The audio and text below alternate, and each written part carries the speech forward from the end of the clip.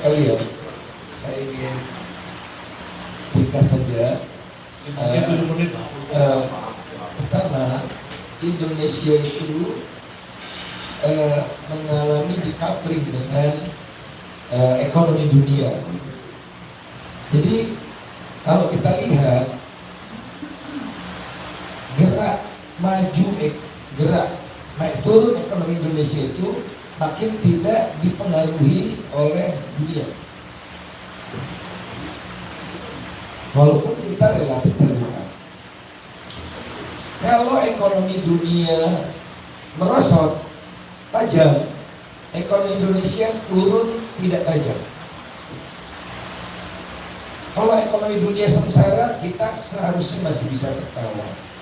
Tapi kalau ekonomi dunia recover, Indonesia recovery-nya lebih lambat. Itu. Dan krisis ekonomi di Indonesia bukan disebabkan oleh dunia, hampir selalu oleh faktor domestik.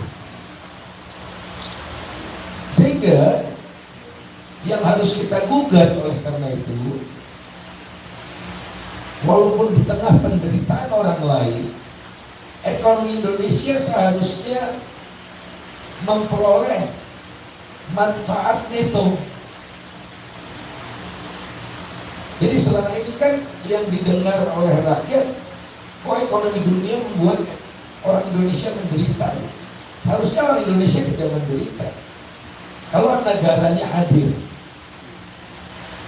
Maksud saya, negara hadir adalah dengan menerapkan otoritasnya, mengambil dari yang memperoleh windfall, yang memperoleh rezeki nomplok, dan meredistribusikannya ke yang mengalami kesusahan.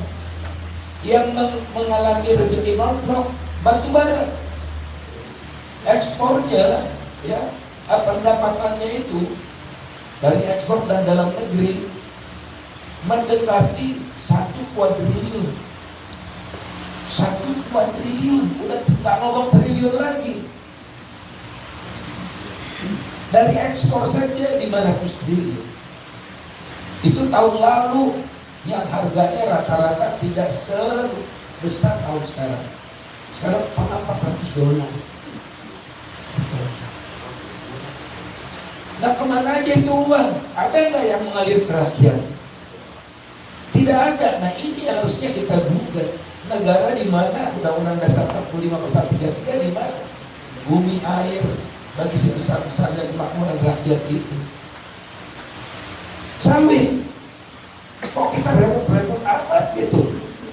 Kok sawit jadi menderita ya rakyat dengan harga minyak goreng tinggi? Kemana itu pendapatan dari sawit yang ratusan triliun juga? Yang mereka menanam di tanah milik negara Republik Indonesia. Mereka seharusnya jadi tukang kebun aja. Yang kita bayar jasanya untuk menanam itu. Tanahnya kan bukan milik mereka. Ownernya kan rakyat, oleh karena itu sebagian besar harus kembali ke rakyat. Mereka untungnya bertambah, oke. Belum lagi nikel, itu nikel naiknya gawat, luar biasa, besar sekali, bisa 3 kali lipat. Netes rakyat tidak sama sekali, bahkan kerusakan yang terjadi. Terusan tadi saya kesini dengar apa yang terjadi di Halmahera, Maluku Utara, emasnya diambil, semua diambil, tidak ada yang tersisa. Nah, jadi negara itu kalau hadir, kalau sekarang bukan hadir, mengganggu, menggerecoki, menciptakan ketidakpastian baru. Kalau ini resourcesnya diambil, dikelola, dan didistribusikan sebagian ke yang menderita, karena tidak semua beruntung dengan adanya perang dagang, itu yang logis selalu. Makanya negara hadir, maka netonya kita positif.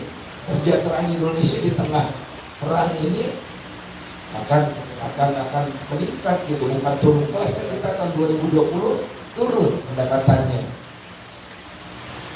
Nah, kembali oleh karena itu agenda yang tidak boleh kita tinggalkan barang sedetik adalah terjadinya pengurusan kekayaan alam oleh para oligarki ini. Dan oligarki ini pada giliran yang merusak tatanan demokrasi yang disampaikan oleh teman-teman dan terakhir oleh Mas Usman tadi. Ada mereka punya energi yang tidak habis-habis. Nah, kita energinya cuma suara. Yang sebentar lagi suara kita juga akan digembosi oleh mereka gitu. Masih ada kepalang tangan. Nah, oleh karena itulah kita harus menentukan sikap sekarang. Cukup ya cukup gitu. Cukup ya cukup. Ya, semakin lama pemerintahan rakyat ini, kalaupun terjadi perubahan, itu ongkosnya mahal sekali. Jadi kita mau biarkan ini perubahannya lama, ongkosnya mahal, dan barangkali yang termahal tidak kuat lagi rakyat Indonesia untuk berada di dalam naungan NKRI. Karena dia lihat apa gunanya menjadi bagian dari NKRI. Gua makin miskin, terjadilah resource outflow, ya, resource outflow dari daerah ke pusat-pusat oligarki ini. Sengsara Maluku Utara, sengsara Papua, sengsara Sulawesi Tenggara, Sulawesi Tengah, macam-macam itu. Ya. Apalagi perangkat kita ini. Kalau kita ingin menemukan kembali Indonesia, kita harus menemukan perangkat yang paling jitu. Perangkat itu menurut saya adalah keadilan sosial. Terima kasih. Terima kasih. Bisa ya, silakan Sak. Bisa nanti baru Teguh baru. Tentunya kita diberi oleh dunia. Walaupun kita relatif terbuka. Kalau ekonomi dunia merosot tajam, ekonomi Indonesia turun tidak tajam. Kalau ekonomi dunia sengsara, kita seharusnya masih bisa tertawa. Tapi kalau ekonomi dunia recover, Indonesia recovery-nya lebih lambat. Itu. Dan krisis ekonomi di Indonesia bukan disebabkan oleh dunia, hampir selalu oleh faktor domestik. Sehingga yang harus kita gugat oleh karena itu, walaupun di tengah penderitaan orang lain, ekonomi Indonesia seharusnya memperoleh manfaat neto. Jadi selama ini kan yang didengar oleh rakyat, kok ekonomi dunia membuat orang Indonesia menderita. Harusnya orang Indonesia tidak menderita kalau negaranya hadir. Maksud saya, negara hadir adalah dengan menerapkan otoritasnya, mengambil dari yang memperoleh windfall, yang memperoleh rezeki nomplok, dan meredistribusikannya ke yang mengalami kesusahan. Yang mengalami rezeki nomplok, batu bara, ekspornya, ya, pendapatannya itu dari ekspor dan dalam negeri mendekati 1 kuadriliun. 1 kuadriliun, udah tidak ngomong triliun lagi. Dari ekspor saja 500 triliun. Itu tahun lalu yang harganya rata-rata tidak sebesar tahun sekarang. Sekarang $400. Nah, kemana aja itu uang? Ada nggak yang mengalir ke rakyat? Tidak ada. Nah, ini harusnya kita gugat. Negara di mana Undang-Undang Dasar 45 Pasal 33 di mana bumi air bagi sebesar-besarnya kemakmuran rakyat itu. Sawit, kok kita repot-repot amat gitu? Kok sawit jadi menderita ya rakyat dengan harga minyak goreng tinggi? Kemana itu pendapatan dari sawit yang ratusan triliun juga? Yang mereka menanam di tanah milik negara Republik Indonesia. Mereka seharusnya jadi tukang kebun aja. Yang kita bayar jasanya untuk menanam itu. Tanahnya kan bukan milik mereka.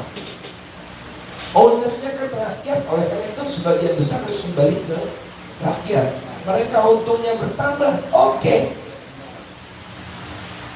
Belum lagi nikel, itu nikel naiknya gawat, luar biasa, besar sekali.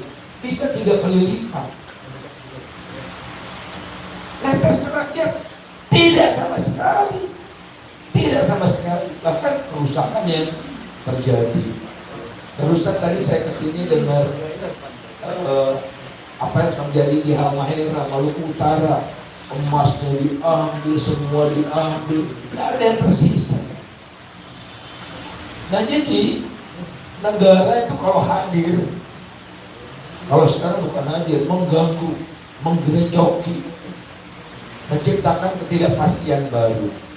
Kalau ini resourcesnya diambil, dikelola, dan didistribusikan sebagian ke yang menderitakan dan tidak semua beruntung dengan adanya perang dagang itu yang rugi selalu.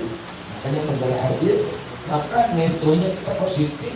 Kesejahteraan Indonesia di tengah perang ini akan meningkat gitu, bukan turun kelas. Kita tahun 2020 turun pendapatannya.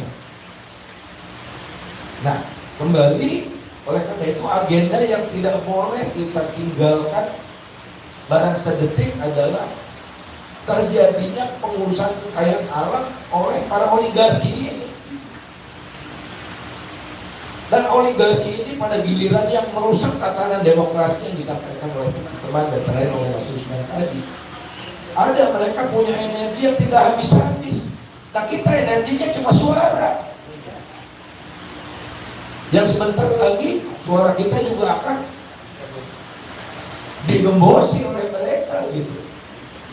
Masih ada kepalang tangan. Nah, oleh karena itulah kita harus menentukan sikap sekarang. Cukup ya cukup gitu. Cukup ya cukup. Ya, semakin lama pemerintahan rakyat ini, kalaupun terjadi perubahan, itu ongkosnya mahal sekali.